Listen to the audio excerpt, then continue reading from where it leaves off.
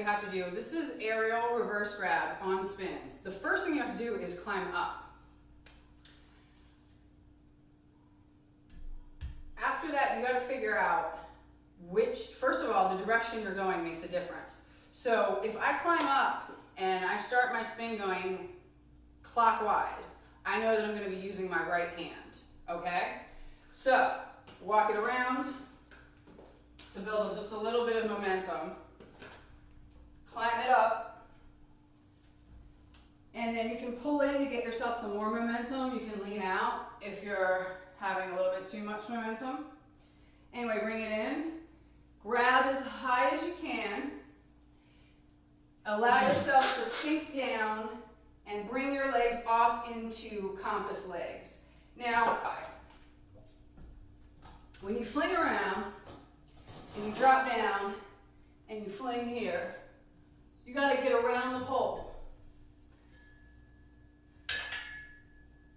What I found is that the way that I get around the pole, what allows me to hold on to the pole once I have flung my leg off is looking over my opposite shoulder.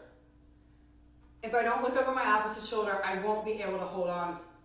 I, of course, have grip aid, and if I was using a smaller diameter pole, it probably wouldn't matter.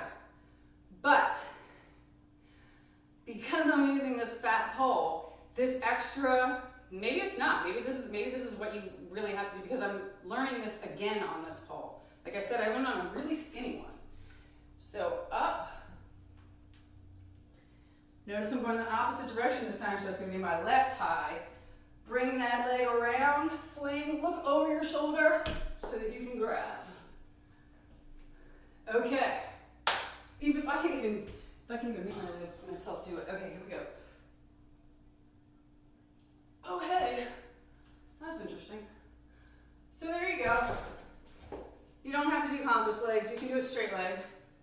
The real bottom diggity is looking over the shoulder.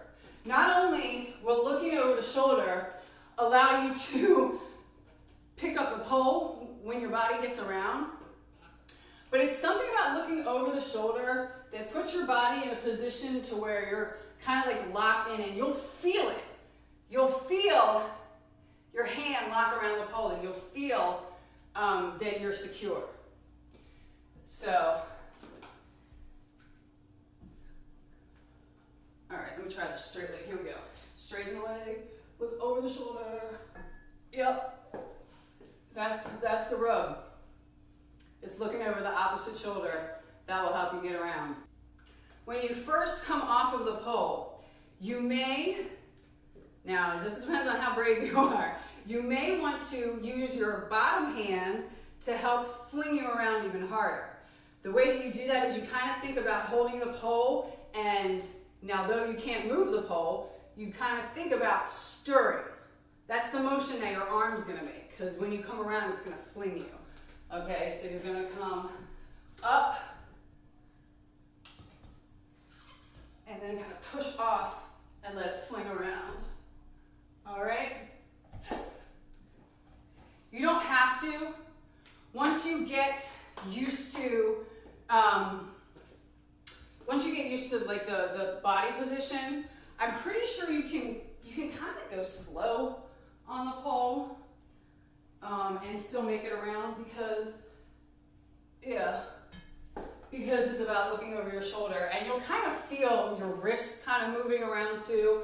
You'll feel it work with your body and kind of move your body around the pole. I don't recommend doing it on a 50 if you have a thinner option. Like I said, I did this to really actually learn the full technique of it and really get it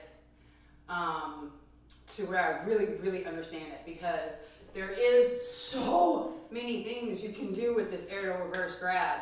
You can take it into flinging your body up into, split grip if you're strong enough, building blocks.